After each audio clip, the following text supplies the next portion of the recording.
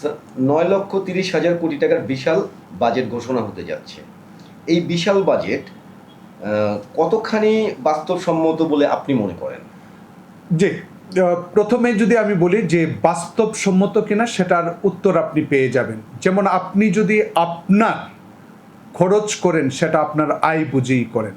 এখন রাষ্ট্র যখন খরচ করছে তখন সাধারণ মানুষ হিসাবে আমাদের কাছে মনে হচ্ছে রাষ্ট্র অনেক বেশি খরচ করতে চাচ্ছে যেখানে তার আয়টা সীমিত।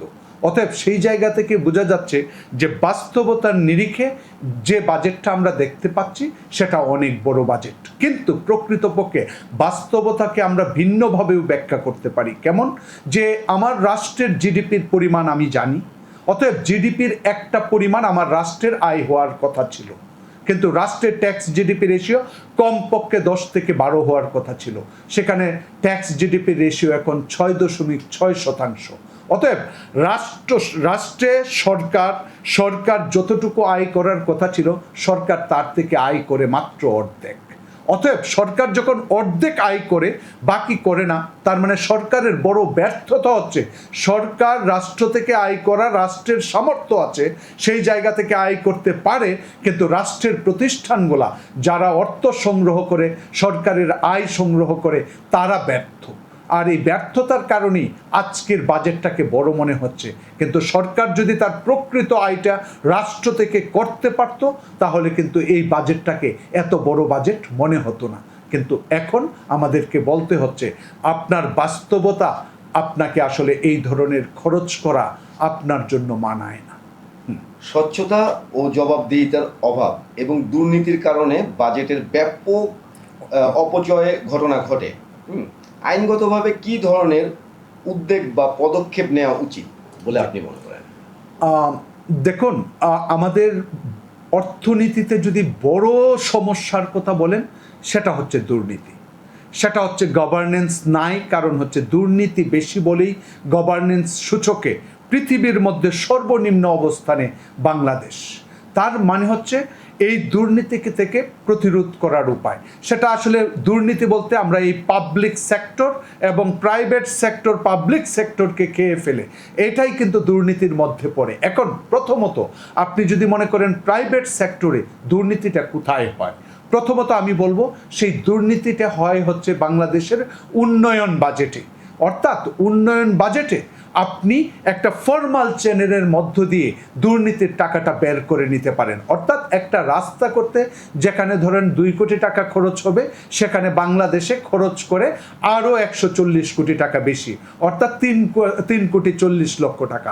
অতএব প্রতি 1 টাকার পিছনে 70 টাকা বেশি খরচ করে। অতএব এই 70 টাকাটা হচ্ছে আসলে দুর্নীতি। এবং সেই দুর্নীতিগুলা কোথায় লুকিয়ে আছে? এডিপির উন্নয়ন প্রজেক্টের দিকে যদি নিবিড়ভাবে তাকান তাহলে দেখবেন যে প্রজেক্ট যে সময়ের কথা সম্পন্ন হওয়ার কথা সেই সময়ে হয় না। অর্থাৎ সময় বাড়ানোর কারণে টাকা বাড়ানোটা একটা নিয়মিত হয়ে গিয়েছে। আরেকটা জিনিস হচ্ছে এই যে সময় বাড়লো, সময়ের সাথে বলা হয় যে কস্টটা আগে ছিল সেই খরচে আমরা কাজ করতে পারবো না, খরচ বাড়াতে হবে, অথবা প্রজেক্টের একটু ডিজাইন চেঞ্জ করে বিশাল খরচ ঢুকিয়ে দেওয়া হয়, যেটাকে আমরা কস্ট ওভাররান বলি। দুটো বিষয়, একটা হচ্ছে টাইম ওভাররান আর একটা হচ্ছে কস্ট ওভাররান। এই দুটো জায়গা যদি নিশ্চিত করা হয় বাংলাদেশের উন্নয়ন প্রকল্পের যে বিশাল দুর্নীতি সেটা অনেকাংশেই কমে যাবে। আরেকটা হচ্ছে যে আমরা যে উন্নয়ন প্রজেক্টগুলো যাদেরকে দেই তাদের মধ্যে একটা সিস্টেমেটিক প্যাটার্ন, অর্থাৎ বড় বড় বিগ প্রজেক্টগুলোতে সিস্টেমেটিক প্যাটার্ন পাবেন। অর্থাৎ বড় প্রজেক্টে বিডের সংখ্যা খুব কম, 3 থেকে 4, 4 থেকে 5, কিন্তু আপনি দেখবেন সিস্টেমেটিক প্যাটার্ন কীরকম, যে XYZ, X এই বছর, Y এই বছর, Z এই বছর, আবার XYZ। অর্থাৎ 12 বছরের ইতিহাস যদি ঘাটেন তাহলে দেখবেন একটা দারুণ সিস্টেমেটিক প্যাটার্ন বাংলাদেশের উন্নয়ন প্রকল্পগুলো বাস্তবায়নের মধ্যে নিহিত রয়েছে। অতএব এ থেকে বোঝা যায় এক ধরনের কলিউশন কাজ করে।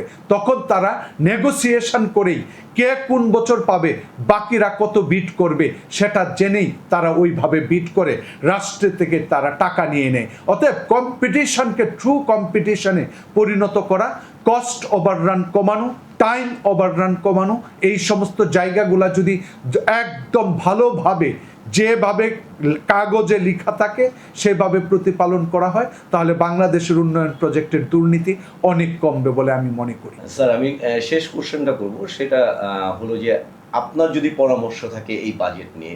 বাজেট সম্পর্কে আমার ব্যক্তিগত মতামত হচ্ছে, রাষ্ট্র এবং সরকারকে যে সুশাসন করে সেটা আগে প্রতিষ্ঠিত করা।